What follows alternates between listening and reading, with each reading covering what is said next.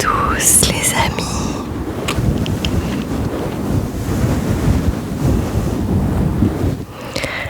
J'espère que vous allez bien les amis. Pour le coup, moi, ça va.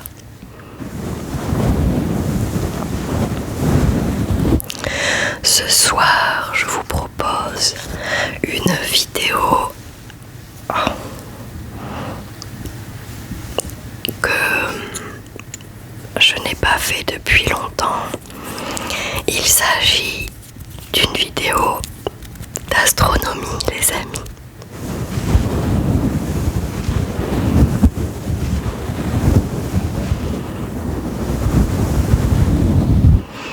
Alors, je vous laisse vous installer là où vous vous sentez le mieux. Et moi, je vais démarrer la vidéo, la lecture de quelques articles pour vous donner des nouvelles du ciel. Alors, c'est parti. Le prochain grand télescope de la NASA est enfin prêt. Successeur d'Hubble, il va changer notre vision de l'univers. Le Nancy Grace Roman est paré à quitter la Terre en septembre 2026. 8 mois d'avance pour l'un des télescopes les plus ambitieux depuis le lancement de James Webb en 2021. Le 21 avril 2026, dans une salle blanche immaculée du Goddard Space Flight Center de la NASA, des ingénieurs et des scientifiques étaient réunis autour d'une structure aux panneaux solaires orange et à la base argentée.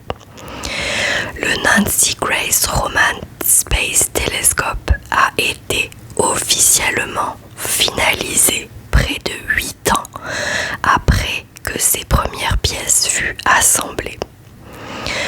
Attendu comme le Messie par les astrophysiciens et les cosmologistes du monde entier, il est l'aboutissement de décennies de recherche et de travail acharné, fruit d'un investissement colossal de plus de 4 milliards de dollars.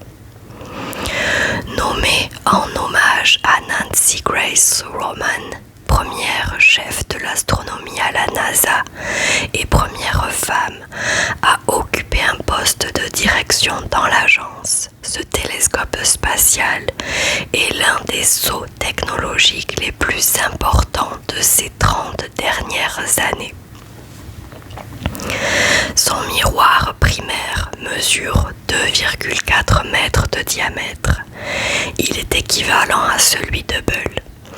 Mais là s'arrête la comparaison flatteuse pour son aîné. Nancy Grace Roman est capable de photographier des portions de ciel au moins 100 fois plus vastes, avec des capacités de relevé de plus de 1000 fois supérieures à Hubble. Ce que le vénérable télescope mettrait 2000 ans à cartographier, Roman peut théoriquement le traiter en 1 an. Ça va être encore incroyable. En 35 ans de service, Hubble a accumulé environ 400 téraoctets de données. Roman devrait en produire 500 par an, une fois qu'il sera opérationnel.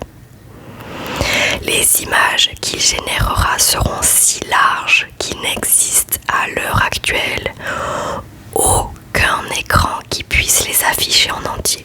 Un œil de géant pour un univers qui ne l'est pas moins. Nancy Grace Roman, Hubble sous stéroïdes.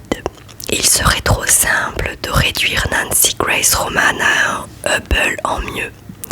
Et ce serait lui faire un bien mauvais hommage. Hubble, malgré son âge, reste un télescope d'une précision absolue. En pointant une zone du ciel pendant des heures, des jours parfois, il pouvait en extraire une image d'une résolution exceptionnelle. D'un point de vue technique, Nancy Grace Roman est un peu l'inverse. Un télescope à large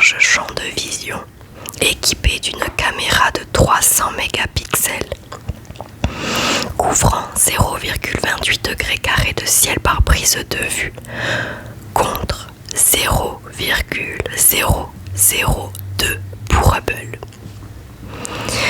Il embarque deux instruments, le Wide Field Instrument, une caméra grand angle qui capturera chaque image sur une portion de ciel plus grande que la pleine lune vue depuis la Terre, et le Coronagraph Instrument, conçu pour bloquer la lumière des étoiles afin de photographier plus nettement les exoplanètes qui les entourent.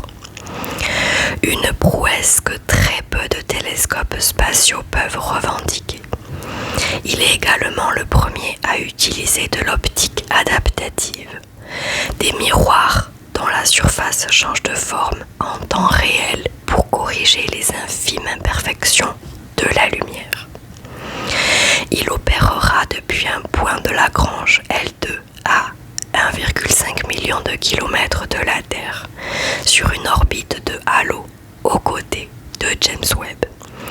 Sa mission devrait durer 5 ans, mais pourrait être étendue à 5 années supplémentaires, durant lesquelles il nous transférera plus de 20 pétaoctets de données au total, l'équivalent de 10 millions de films en format HD.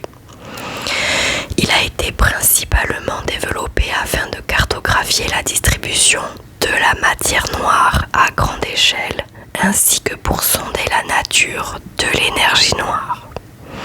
Les deux grands fantômes de l'astrophysique qui composeraient 95% du contenu de l'univers sans jamais avoir été détectés directement. Ce serait fou qu'on puisse avoir une pseudo-réponse grâce à ce télescope sur la matière noire et l'énergie noire. Il est certainement le plus redoutable tracker d'objets célestes que l'humanité ait mis sur pied.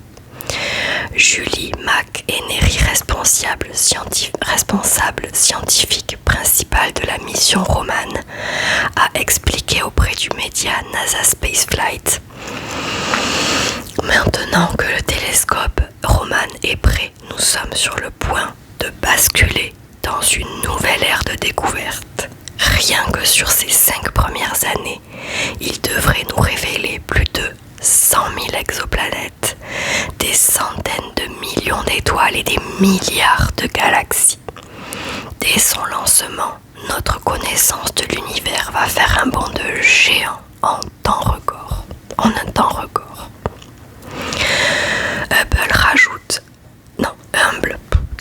Humble, elle rajoute: j'espère de tout cœur, et j'en suis même convaincue, que les découvertes les plus passionnantes de Roman seront celles que nous n'avions pas prévues.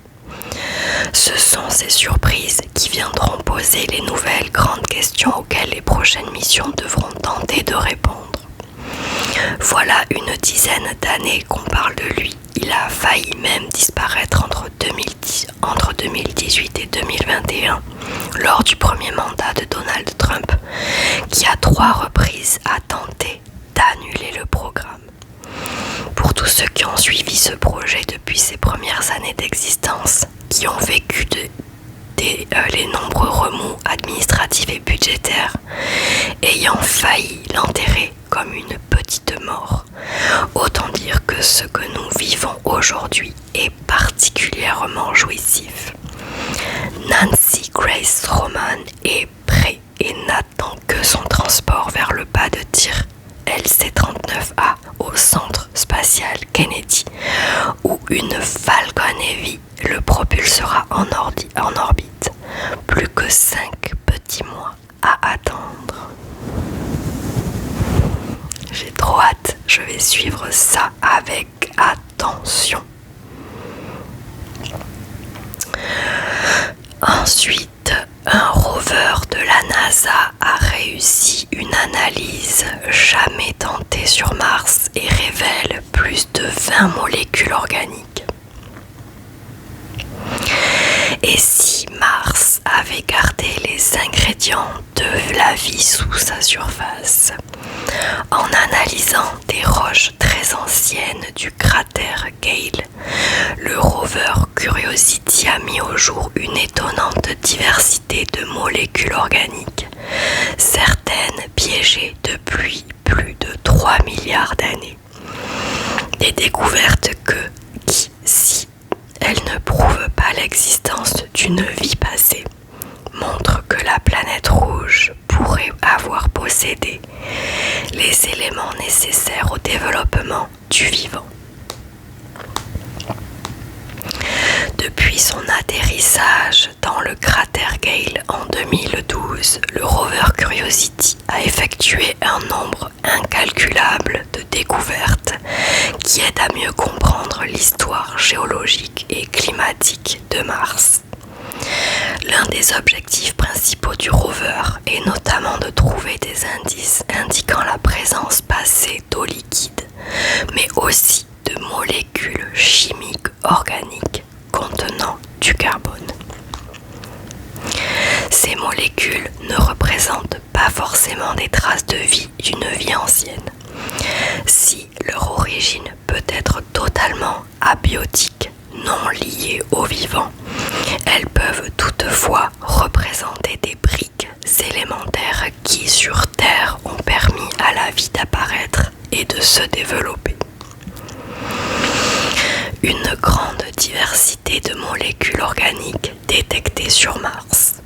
Au cours de ces 14 années de pérégrination à la surface de Mars, Curiosity a ainsi détecté de nombreuses molécules organiques grâce notamment à son instrument SAM, Sample Analysis at Mars, qui lui permet de réaliser des analyses chimiques in situ.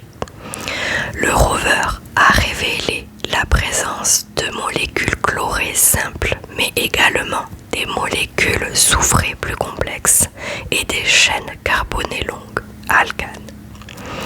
Ces résultats révèlent que Mars possède une grande variété de molécules organiques, principalement présentes dans les roches argileuses. Sur Mars, détecter une molécule organique ne suffit pas à conclure à l'existence d'une vie passée. En effet, les mêmes composés peuvent être produits par des réactions chimiques totalement naturelles, sans aucune intervention biologique. C'est tout le défi des missions comme celle du rover Curiosity, distinguer une origine biotique liée à une ancienne forme de vie d'une origine abiotique, chimique ou géologique, sans contexte clair, comme des structures cellulaires ou des signatures chimiques sans équivoque. La prudence est essentielle. Toutefois, de nombreux composés organiques ne sont pas facilement détectables du fait qu'ils sont emprisonnés dans les minéraux. Pour les libérer et pouvoir les détecter, il faut recourir à un procédé de thermochimie humide. Un produit réactif nommé TMAH, hydroxyde de tétraméthylammonium, fortement alcalin, pH basique, agit en premier lieu comme un décomposeur chimique permettant de libérer les molécules piégées dans les minéraux. Cette réaction s'accompagne d'une pyrolyse pouvant atteindre 550 degrés Celsius. Les molécules libérées vont alors pouvoir être analysées par chromatographie en phase gazeuse et spectrométrie de masse. On l'aura compris, ce procédé est plutôt complexe et adapté à un environnement de laboratoire terrestre. Or, pour la première fois, Curiosity l'a réalisé directement sur Mars. Une expérience complexe réalisée pour la première fois sur Mars. Depuis le début, le rover embarque en effet une très petite quantité de TMAH qui a jusqu'ici été jalousement conservée dans l'attente de conditions scientifiques jugées optimales. Le réactif n'est en effet pas réutilisable et chaque test détruit une partie de l'échantillon. Les scientifiques de la mission devaient donc choisir avec précaution les roches à analyser. Or, il semblerait que celle de Glen Torridon ait mérité un tel traitement. Riche en argile et particulièrement en smectite, elle représente des dépôts sédimentaires déposés au fond d'un lac il y a 3,5 milliards d'années. Ainsi, ces roches représentent un environnement optimal pour la concentration et la préservation d'éventuelles matières organiques. Fin 2020, le rover a donc réalisé un échantillonnage de roches et procédé à l'analyse. Les résultats viennent d'être publiés dans la revue Nature Communication. Plus de nouvelles perspectives pour les futures missions. Plus de 20 molécules organiques ont été donc identifiées au cours de cette expérience menée par Curiosity. Parmi elles, le rover a découvert pour la première fois sur Mars une molécule azotée présentant une structure qui rappelle celle des précurseurs de l'ADN, ainsi que du benzothiophène, une grande molécule organique complexe souvent apportée par les météorites. Les mêmes substances qui ont plu sur Mars sous forme de météorites sont celles qui sont aussi tombées sur la Terre, et elles ont probablement fourni les briques de base de la vie telle que nous la connaissons sur notre planète. Sans enthousiasme, Amy Williams, auteur principal de l'étude. Des résultats importants, même si les analyses ne permettent pas de déterminer l'origine biotique ou abiotique des molécules. Pour cela, il faudrait que les échantillons soient analysés sur Terre, ce qui n'est malheureusement pas encore à l'ordre du jour. Nous savons maintenant qu'il existe de grandes molécules organiques complexes conservées dans le sous-sol peu profond de Mars. Et cela offre de grandes perspectives pour la préservation de molécules organiques complexes qui pourraient permettre de reconnaître des traces de vie, ajoute la chercheuse.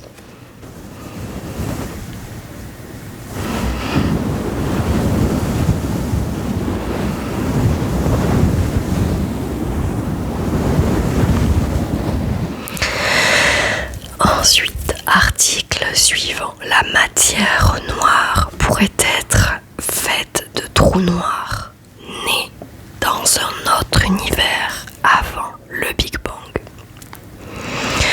La cosmologie recèle encore de nombreuses énigmes et des secrets, ce qui encourage des spéculations soutenues malgré tout par des théories scientifiques comme celle de la relativité générale. Un travail récent le montre bien. Cela fait presque un siècle que la cosmologie relativiste moderne a pris son essor. Rétrospectivement avec les travaux visionnaires de Georges Lemaître. Ils ont permis de faire passer les récits mythiques des origines du monde à l'état de discours scientifique et positif, comme l'aurait dit dans son jargon le philosophe Auguste Comte.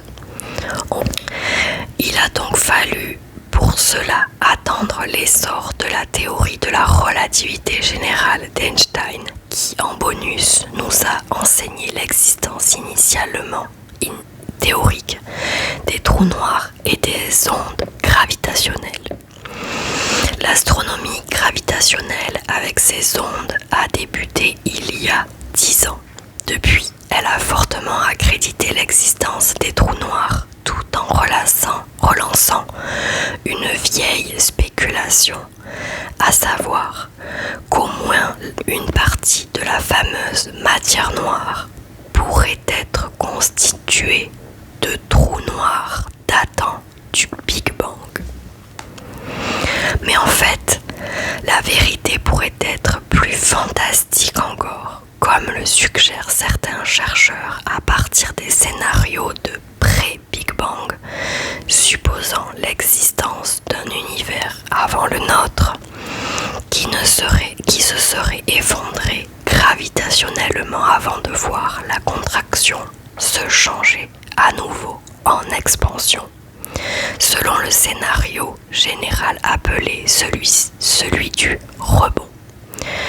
Scénario que l'on peut voir dans certaines approches en cosmologie quantique avec une théorie quantique de la gravitation. Un exemple récent de ce genre de spéculation se retrouve dans un article paru dans The Conversation dont l'auteur est Enrique Gastanaga, professeur d'astrophysique à l'Institut de cosmologie et de gravitation de l'Université de Portsmouth. Nous reprenons son article en le traduisant ci-dessous. Des nouvelles recherches suggèrent que des trous noirs reliques antérieurs au Big Bang pourraient encore influencer la forme des galaxies actuelles. Ces trous noirs pourraient expliquer la matière noire, l'une des plus grandes énigmes de la cosmologie. De manière générale, les trous noirs sont des régions de l'espace-temps où la matière est comprimée dans un espace infime. La matière noire, quant à elle, est une matière qui n'absorbe ni ne réfléchit la lumière. Son existence est avérée grâce à son influence gravitationnelle sur les galaxies et autres structures cosmiques. On peut la considérer comme le ciment qui maintient les galaxies ensemble, mais sa composition fondamentale reste un mystère. La plupart des physiciens pensent que la matière noire est composée d'une particule subatomique encore inconnue. Or, les trous noirs très anciens, antérieurs au Big Bang, correspondent également à cette hypothèse. Ils sont sombres, mais possèdent aussi une masse, exactement les propriétés requises. J'ai exploré cette idée dans un article récent, mais bien sûr, l'existence de trous noirs reliques implique également de repenser le Big Bang lui-même. Pendant près d'un siècle, les cosmologistes ont retracé l'histoire de l'univers jusqu'à ce moment unique et spectaculaire. Mais peut-être n'était-ce pas le commencement absolu des temps. Peut-être y avait-il un univers avant le Big Bang. Selon ce scénario, l'univers s'est effondré avant de connaître une expansion. Le Big Bang représente la transition entre ces deux phases. Le modèle du Big Bang a connu un succès remarquable. Il explique le fond diffus cosmologique, la rémanence de l'univers primordial et prédit la distribution à grande échelle des galaxies avec une précision étonnante. Mais dans la théorie de la relativité générale d'Einstein, il s'agit aussi d'une singularité, un point où la densité devient infinie et où les lois connues de la physique ne sont plus respectées. De nombreux physiciens interprètent cela non pas comme une réalité physique, mais comme le signe qu'il manque quelque chose. Les singularités ressemblent moins à des objets physiques qu'à des avertissements mathématiques. Elles nous indiquent que nos théories actuelles ne peuvent pas décrire les premiers instants de l'univers. Un rebond, pas une explosion. Une alternative est la cosmologie du rebond. Dans ce modèle, l'univers subit une phase de contraction avant le Big Bang, atteignant une densité extrêmement élevée, mais finie. Au lieu de s'effondrer en une singularité, il rebondit, amorçant une nouvelle phase d'expansion. Les modèles de rebond sont explorés depuis des décennies, nécessitant souvent des modifications de la gravité ou l'introduction de nouveaux éléments exotiques. Nos travaux montrent cependant qu'un rebond peut apparaître comme une solution régulière au sein de la physique standard lorsque la gravité et les effets de la mécanique quantique les lois qui régissent la nature à l'échelle cosmique sont prises en compte de manière cohérente. En cosmologie standard, le Big Bang est rapidement suivi d'une période d'expansion et exponentielle de expansion rapide et exponentielle de l'univers primordial. Cette étape, appelée inflation, efface toute trace des structures antérieures. La situation est différente pour un univers rebondissant. Nos travaux ont révélé que des objets de plus de 90 mètres de diamètre pourraient avoir survécu à la transition entre l'effondrement et l'expansion. Il en résulte des reliques porteuses d'informations d'une époque cosmique antérieure. Ces reliques peuvent inclure des trous noirs, des ondes gravitationnelles et des fluctuations de densité. La physique quantique recèle un indice précieux pour comprendre ce phénomène. Selon le principe d'exclusion de Pauli, pierre angulaire de la théorie quantique, la matière devient dégénérée à des densités extrêmement élevées. Elle génère une pression qui résiste à toute compression supplémentaire, même en l'absence de chaleur. Dans notre modèle, un effet similaire opère à l'échelle cosmologique.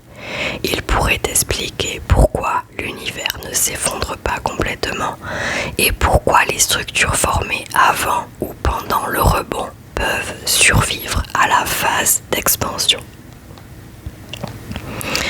Survivre à l'apocalypse. Nous identifions deux voies principales d'apparition des trous noirs reliques. La première est la survie directe. Les objets compacts et les perturbations, fluctuations de densité ou de gravité générées lors de la phase d'effondrement de l'univers peuvent persister après le rebond. La seconde voie est encore plus intrigante. Lors de la contraction, la matière s'agglomère naturellement sous l'effet de la gravité, formant des structures semblables au halo qui abrite aujourd'hui les galaxies. Après le rebond, ces structures s'effondrent efficacement pour former des trous noirs. Les galaxies et les étoiles issues de la phase de contraction s'effondrent en trous noirs, effaçant la majeure partie de leur structure détaillée tout en préservant leur masse. Ces trous noirs pourraient-ils être de la matière noire? Pendant des décennies, le principal candidat a été une particule fondamentale, mais aucune n'a été détectée malgré des recherches approfondies. Les trous noirs reliques offrent une alternative fascinante. Si le Big Bang en produit suffisamment, il pourrait constituer une fraction importante, voire dominante, de la matière noire. Cette idée pourrait également être liée à l'une des énigmes observationnelles les plus intrigantes de ces dernières années. Le télescope spatial James Webb a révélé l'existence dans l'univers primordial d'une population d'objets compacts et extrêmement rouges, parfois appelés petits points rouges. Ces sources astronomiques apparaissent étonnamment massives et lumineuses seulement quelques centaines de millions d'années après le Big Bang. De nombreux astronomes soupçonnent qu'elles sont associées à des trous noirs en croissance rapide. Peut-être les germes des trous noirs supermassifs que l'on trouve aujourd'hui au centre des galaxies. Mais leur existence est difficile à expliquer dans le cadre de la cosmologie standard. Comment les objets aussi massifs ont-ils pu se former si rapidement? Les trous noirs reliques apportent une explication naturelle. Si des germes massifs existaient déjà immédiatement après le Big Bang, l'univers primordial n'aurait pas eu besoin de repartir de zéro. Les trous noirs supermassifs pourraient provenir d'anciens survivants plutôt que d'objets nouvellement formés. En ce sens, le James Webb pourrait déjà entrevoir les descendants de vestiges pré-rebond.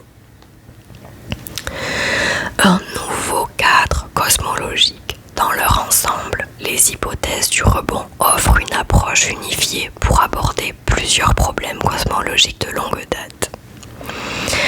La singularité du Big Bang est remplacée par une transition quantique.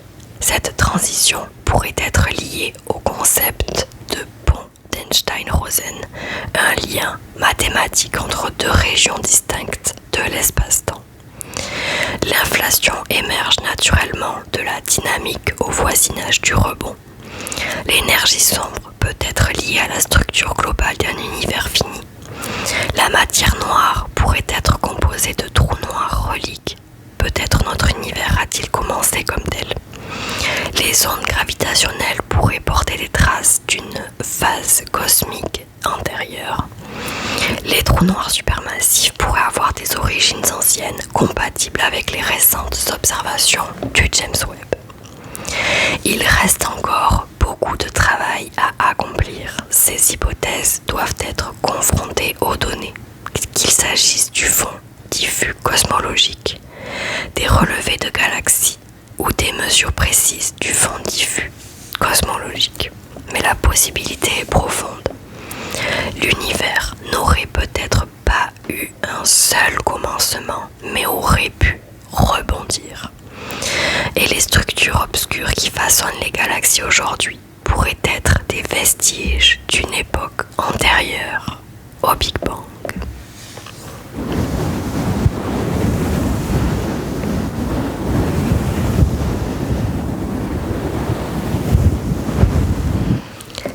Et voilà les amis. J'espère que vous êtes en train de faire dodo. Ou du moins que vous êtes bien relaxés. Les amis, je vous fais de très gros bisous. Je vous dis à très vite dans une prochaine vidéo SMR. D'ici là, soyez heureux, portez-vous bien. En tout cas, moi, je vous souhaite tout le bonheur du monde. Je vous retrouve